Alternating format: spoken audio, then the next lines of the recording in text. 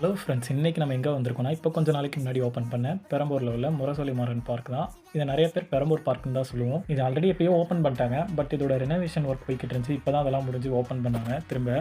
பரவாயில்ல, முன்னே இருந்ததை விட இந்த பார்க்கை சூப்பராகவே கட்டியிருந்திருக்காங்க. எங்களோட நேரமோ என்னமோ இன்றைக்கி செம்ம கூட்டம் வந்துருந்துச்சு. எலெக்ஷனோட மறாவது நாளுன்றதுனால சரியாகவே வீடியோ எடுக்க முடியல. இது மார்னிங்கில் ஒரு தடவையும் ஈவினிங்கில் ஒரு தடவையும் தான் ஓப்பன் பண்ணுறாங்க. மிடில் போனீங்கன்னா க்ளோஸில் தான் இருந்துச்சு. இதுக்கு முன்னாடி நம்ம பார்த்த வீடியோலையுமே மூடி வச்சுருந்தாங்க. மொத்தமாக இந்த பூங்காவோட ரெனோவேஷன் ஒர்க்கோட காசு எவ்வளோ ஆச்சுன்னு பார்த்தீங்கன்னா 4.20 கோடி. புதுசாக விளையாடுறதுக்கு நிறையா பொருள் கொண்டு வந்திருக்காங்க. பசங்க விளையாடலாம் ஜாலியாக. அது மட்டும் இல்லாமல் யோகா பண்ணுறதுக்கு தனியாக ஒரு இடமும் கட்டி கொடுத்துருக்காங்க. அப்புறம் மாற்றுத்திறனாளிகள் குழந்தைங்களும் விளையாடுறதுக்காக அவங்களுக்கும் தனி இடம் அமைச்சு கொடுத்துருந்துருக்காங்க.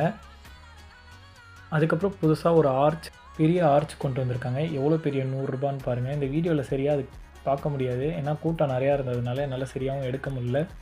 இந்த பார்க் கட்டினது ஒர்த்தா இல்லையான்றதை நீங்கள் போய் பார்த்துட்டு சொல்லுங்கள்.